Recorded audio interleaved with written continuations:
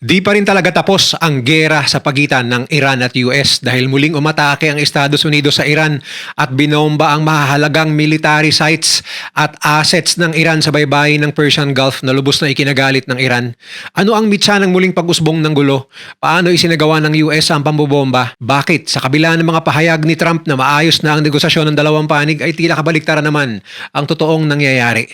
At ano ang naging sagot ng Iran sa pambobomba ng US? Yan at iba pang updates sa laban ng tila walang katapusan sa gitnang silangan ang pag-uusapan natin ngayon dito lang sa Mr. Goodbye. muling sumabog ang tensyon sa pagitan ng Estados Unidos at Iran matapos magsagawa ang US military ng panibagong airstrikes malapit sa Bandar Abbas, isa sa pinakaimportanteng military at shipping areas ng Iran sa may Strait of Hormuz. Ayon sa US Central Command o CENTCOM, ginawa nila ang operasyon bilang self-defense para protektahan ang kanilang mga tropa at mga barkong dumadaan sa isa sa pinakamahalagang oil route sa buong mundo. Pero para sa Iran, malinaw itong paglabag sa umiiral na ceasefire na ilang linggo pa lamang ipinapatupad matapos ang mahabang digmaan sa rehiyon. Nagsimula ang panibagong tensyon matapos sabihin ng US na may namataan silang Iranian military activities sa paligid ng Strait of Hormuz. Ayon sa CENTCOM, may mga Iranian missile launch site at mga bangkang hinihinalang naglalatag ng naval mines malapit sa shipping lanes. Dahil dito, 2 araw bago ang pinakahuling pambobomba, nagsagawa na ang Amerika ng unang serye ng pag-atake sa southern Iran noong Lunes. Tinamaan umano ng US ang ilang missile positions at mga fast attack boat ng Iranian Revolutionary Guard Corps o IRGC sa paligid ng Bandar Abbas. Ginamit umano sa operasyon ang F-15E Strike Eagle fighters, carrier-based aircraft, surveillance drones at long-range precision-guided munitions gaya ng mga Tomahawk missile. May mga ulat din na gumamit ng naval assets ang Amerika sa Gulf region para suportahan ang operasyon. Bukod sa Tomahawk missiles, ayon sa military analysts, malamang ay gumamit din ng US ng JDAM precision bombs at AGM missiles para mabilis na tamaan ang targets nang hindi lumalawak ang labanan. Pero hindi doon natapos ang tensyon. Ayon sa Iranian media, muling nakarinig ng explosions malapit sa Bandar Abbas nitong Miyerkules matapos umanong magpaputok ang IRGC Navy laban sa isang American tanker na dumadaan sa Strait of Hormuz na naka-off ang radar. Para sa Iran, kahina-hinala ang galaw ng barko at posible raw itong bahagi ng surveillance operations ng Amerika. Ilang minuto matapos ang insidente, dito na muling umatake ang US forces malapit sa coastal areas ng Bandar Abbas. Kaya pagsapit ng Huwebes, bandang 5:00 ng madaling araw, habang madilim pa ang kalangitan sa Persian Gulf, 5 F-15E Strike Eagle fighter jets ang muling nag-take off mula sa isang US military base sa Gulf region habang sabay na gumagalaw ang ilang American destroyers at surveillance aircraft sa karagatan malapit sa Strait of Hormuz. Kasabay nito, naka-alerto rin umano ang isang grupo ng carrier-based aircrafts ng Amerika sakaling lumawak ang operasyon. Ayon sa military tracking reports, mababa ang lipad ng mga fighter jet habang papalapit sa southern coast ng Iran upang maiwasan ang Iranian radar systems. Ilang minuto matapos makapasok sa attack range, sunod-sunod na explosions ang naiulat malapit sa Bandar Abbas habang tinatamaan ng precision-guided munitions ang hinihinalang Iranian military positions. Target umano ng unang wave ng pag-atake ang isang coastal launch area na ginagamit ng IRGC para sa one-way attack drones. Kasunod nito, may panibagong missile strikes na tumama malapit sa pinaghihinalaang radar at surveillance positions sa paligid ng Strait of Hormuz. Halos kasabay ng airstrikes, sinabi ng US Central Command na nakapagpabagsak sila ng 4 na Iranian drones na umunoy papalapit sa International Maritime Corridor. Ayon sa Amerika, ang mga drone na ito ay direktang banta sa mga tanker ng US at mga US naval asset na nagkapatrolya sa lugar. Sa mga sumunod na minuto, nagsimulang umugong sa social media ng Iran matapos maglabasan ng mga video ng malalakas na pagsabog at anti-aircraft fire sa kalangitan malapit sa Bandar Abbas. Bagamat sinabi ng Iranian state media na walang nasawi at walang malaking damage, malinaw na muling nabuhay ang takot na tuluyang bumagsak ang kasalukuyang ceasefire sa pagitan ng Amerika at Iran. Pero mas lalong naging delikado ang sitwasyon matapos sabihin ng Iran na bago ang pambobomba, nagpaputok muna ang IRGC Navy laban sa isang American tanker na dumadaan sa Strait of Hormuz na umano'y naging mitsa upang umatake ang Amerika. Para sa Iran, hindi katanggap-tanggap ang ginawa ng naturang barko na pag-off ng radar. At dahil sa pang-aatake ng Amerika, lalong umiinit ang galit ng Tehran. Tinawag ng Iranian government ang mga bagong strike bilang grave violation of the ceasefire at direktang paglapastanganan sa international law. Nagbabala rin ang IRGC na hindi nila hahayaang manatiling ligtas ang lahat ng base militar ng Amerika sa Middle East kung magpapatuloy ang mga airstrike. At habang lumalabas ang mga bagong detalye tungkol sa bagong tensyon sa gitnang silangan, nagsisimula ng lumitaw ang isang malinaw na katotohanan. Unti-unti nang bumabalik ang Amerika at Iran sa bingit ng panibagong malawakang digmaan. Kasabay nito, mas lalo ring nagiging malinaw kung bakit handang suungin ng Amerika ang panganib ng panibagong digmaan kahit may umiiral na ceasefire sa Iran. Para sa Washington, hindi simpleng drone attacks o harassment sa dagat ang problema. Ang tunay na kinatatakutan ng Amerika ay ang posibilidad na tuluyang magamit ng Iran ang Strait of Hormuz bilang pressure point laban sa buong mundo. Matatandaang sa loob lamang ng ilang buwan ng digmaan, bumagal ng husto ang traffic sa Strait of Hormuz. Dose-dosenang barko ang napilitang maghintay sa mas ligtas na bahagi ng Gulf matapos ang sunod-sunod na drone alerts, naval clashes at missile threats. May ilang shipping companies pa nga na pansamantalang umiwas sa ruta dahil sa takot na tamaan ng sea mines o anti-ship missiles. At dahil dito ay muling naging agresibo ang mga kilos ng Amerika. Ayon sa US Intelligence Assessments, may impormasyon ang CENTCOM na muli na namang nagpapakilos ang Iran ng IRGC fast attack boats at mobile missile launchers sa southern coast malapit sa Bandar Abbas. May mga surveillance drone din ng Amerika na nakakita ng kahinahinalang galaw ng maraming bangka sa paligid ng mga shipping lane ilang oras bago nagdesisyon ang Amerika na umataking muli. Para sa Amerika, malinaw umano ang senyales, naghahandang muli ang Iran para sa panibagong pressure campaign sa Strait of Hormuz. Dahil dito, agad na nagkaroon ng emergency coordination sa pagitan ng CENTCOM headquarters, US Navy assets sa Gulf region at mga American airbase sa rehiyon. Ayon sa military sources, hindi lamang fighter jets ang inihanda ng Amerika kundi pati destroyers na may missile defense systems, airborne surveillance aircraft at electronic warfare units. Hindi nagtagal matapos ang pabobomba, naglabas ng matinding pahayag ang IRGC at sinabi nilang mayroon silang legitimate at definite right na gumanti laban sa anumang paglabag ng Amerika sa ceasefire. At mukhang agad nila itong isinagawa dahil agad iniulat ng Iranian state media na nakapagpabagsak umano ang IRGC ng isang American drone habang nagpaputok din sila laban sa isang US fighter jet at isa pang drone na umunoy pumasok sa Iranian airspace. Hindi malinaw kung tinamaan ang fighter jet pero malinaw na ipinakita nito na aktibong tinatangka ng Iran na harangin ng mga surveillance at strike operations ng Amerika laban sa kanila. Kasunod nito, nagsimula ring mag-ingay ang air defense system sa Kuwait. Ayon sa Kuwaiti military, nakapag-intercept sila ng hostile missiles at drones habang umaalingaw-ngaw ang warning siren sa ilang bahagi ng bansa. Bagamat hindi direktang sinabi kung saan nanggagaling ang mga projectile, kasabay ito ng pahayag ng IRGC na target nila ang isang American airbase sa rehiyon bilang ganti sa mga pambobomba ng Amerika sa Iran. May mga military analyst na naniniwalang posibleng gumamit ang Iran ng short-range ballistic missiles at Shahed-type attack drones sa kanilang retaliation attempts. Ito rin ang parehong klase ng drones na paulit-ulit ng ginamit ng Iran at mga allied militia nito mula sa Iraq, Syria at Yemen sa mga nakaraang taon laban sa US at Israeli targets. Habang tumitindi ang palitan ng pambobomba, unti-unti namang bumabagsak ang pag-asa sa peace negotiations. Noong nakaraang linggo, sinabi pa ni Donald Trump na largely negotiated na raw ang peace agreement sa Iran pero nitong Miyerkules nag-iba ang tono niya. Sa cabinet meeting sa White House, sinabi niyang not satisfied ang Amerika sa takbo ng usapan at nagbabala siyang maaaring bumalik ang US sa full-scale bombing campaign kapag hindi pumayag ang Iran sa mga kondisyon ng Estados Unidos. Isa sa pinakamabigat na demand ng Amerika ay isuko ng Iran ang enriched uranium stockpile nito.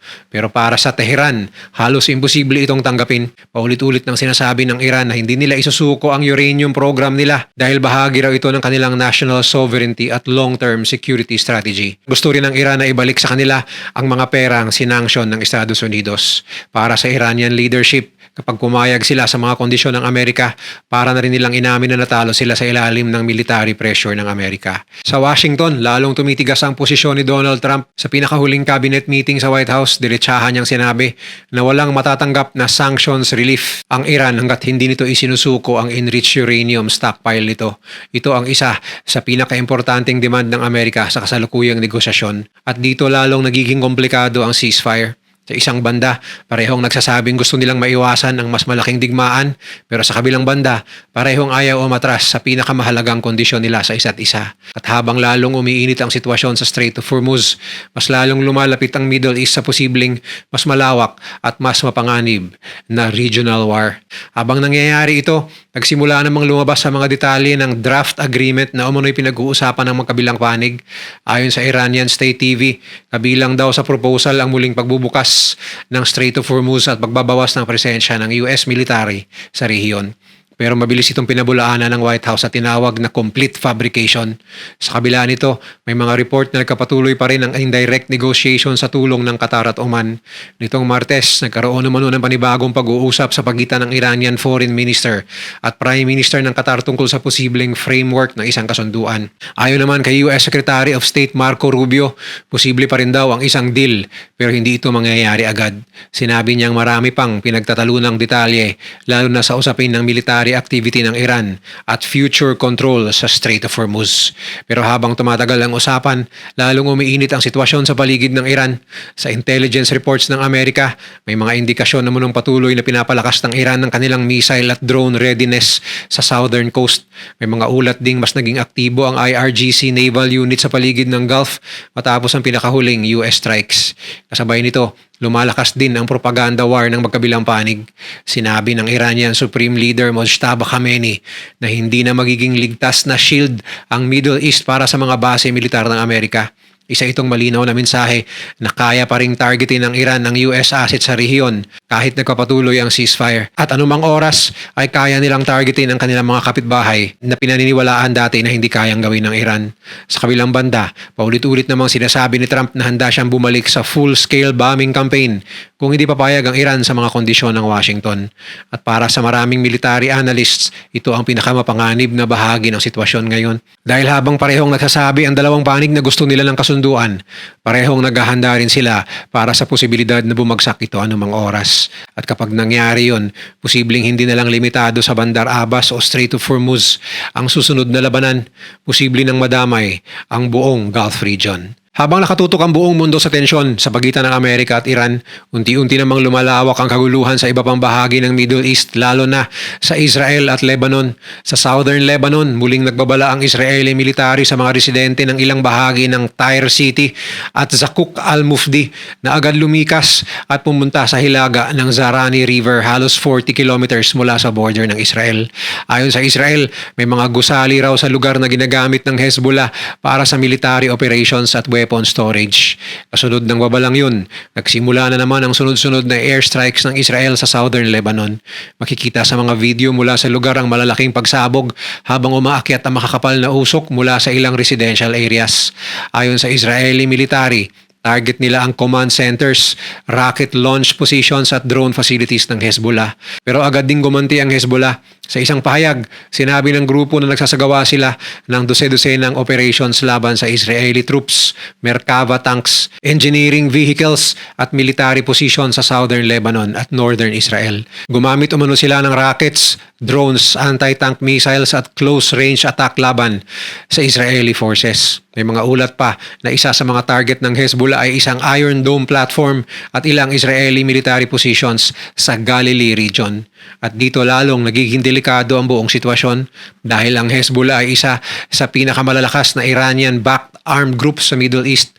Kaya habang tumitindi ang tensyon sa pagitan ng Amerika at Iran, tumataas din ang posibilidad na mas lumawak pa ang involvement ng Hezbollah sa regional conflict. Para sa Israel, malaking banta ito, kaya kahit nagpapatuloy ang ceasefire talk sa pagitan ng Amerika at Iran, hindi naman humihinto ang military operations ng Israel laban sa mga grupong suportado ng Tehran. Sa Gaza naman, muling umiinit ang sitwasyon matapos mapatay sa isang Israeli strike si Mohammad Odeh, isa sa mga commander ng armed wing ng Hamas. Nangyari ito halos isang linggo matapos mapatay ng Israel ang isa pang senior Hamas leader na si Izz al-Din al-Haddad. Malinaw na nagkapatuloy pa rin ang targeted killings ng Israel laban sa Hamas leadership. At habang sabay-sabay na umiinit ang Iran conflict, Lebanon front at Gaza operations, nagsisimula ng mababahala ang mga military analyst na posibleng nagiging multi-front war na ang nangyayari sa gitnang silangan. Sa kasalukuyan, hindi lang Amerika at Iran ang direktang kasali sa tensyon. Naroon ang Israel, Hezbollah, Hamas, mga bansa sa Gulf at maging mga international shipping company na direktang apektado ng kaguluhan sa Strait of Hormuz. Dagdag pa rito, nananatiling nakaalerto ang mga US military bases sa Kuwait, Qatar, Bahrain at UAE matapos ang ulat ng drone at missile threats mula sa Iranian side.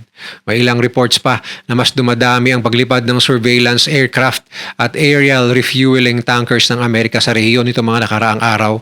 Isang senyales na naghahanda ang US sakaling lumawak pa ang bakbakan. At habang nagpapatuloy ang mga negosasyon sa likod ng mga saradong pinto, mas lumilinaw ang isang bagay. Kahit may ceasefire sa papel, hindi talaga tumitigil ang giyera. Sa bawat airstrike ng Israel sa Lebanon, bawat drone na pinapabagsak sa Strait of Hormuz at bawat missile alert sa Gulf region, lalong nagiging marupok ang kapayapaan sa Middle East.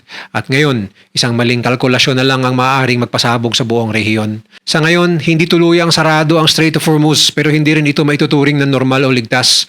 Patuloy pa rin may mga commercial ship at oil tanker na dumadaan sa lugar pero marami na ang nag-iingat, bumabagal o pansamantalang umiiwas dahil sa sunod-sunod na military incidents, drone alerts, missile threats at operasyon ng Amerika at Iran sa paligid ng shipping corridor. Habang nagpapatuloy ang tensyon, nananatiling nakaalerto ang mga puwersa ng Amerika sa Gulf region habang patuloy ding nagpapakita ng military presence ang Iran sa southern coast nito. Kasabay nito, hindi rin humihinto ang bakbakan ng Israel at mga kalaban nito. At para sa maraming analista at eksperto, ito ang pinakamapanganib na yugto ng krisis ngayon. Dahil kahit may ceasefire na pinag-uusapan, wala talagang buong tiwala ang magkabilang panig sa isa't isa. Isang maling missile launch, drone attack o naval clash lamang ang maaaring muling magpasabog ng mas malaki at mas makapaminsalang digmaan sa rehiyon na maaaring makaapekto na naman sa buong mundo kasama na ang Pilipinas. Sa huli, sana ay magkasundo na ang Amerika at Iran bago patuluyang lumala ang sitwasyon. Dahil sa totoo lang, hindi lamang mga sundalo o gobyerno ng US, Iran, Israel o mga bansa sa gitnang silangan ang naapektuhan sa ganitong klaseng digmaan. Ang pinakamabigat na epekto nito ay direktang bumabagsak sa ordinaryong tao, lalo na sa mga mahihirap na araw-araw nang nakikipagsapalaran para lang maitawid ang pangangailangan ng kanilang pamilya. Kapag tumataas ang tensyon sa gitnang silangan, kadalasang tumataas din ang presyo ng langis sa buong mundo. Kapag mahal ang langis, tumataas din ang presyo ng gasolina, pamasahe, pagkain, kuryente at halos lahat ng pangunahing bilihin. At sa panahon ngayon na marami ng bansa ang hirap sa inflation at mabagal na ekonomiya, lalo na sa Pilipinas, mas lalo lamang nahihirapan ang mga ordinaryong mamamayan. Kaya para sa maraming tao, ang tunay na tagumpay ngayon ay hindi panalo sa giyera, kundi ang maiwasan ng mas malaking gulo bago pa mas maraming inosenteng buhay at kabuhayan ang tuluyang masira. Kung nagustuhan mo ang video na to, share mo naman sa iba at mag-subscribe ka na rin. Panoorin mo na rin yung mga videos na nasa kanan para lalo pang maubos ang oras mo.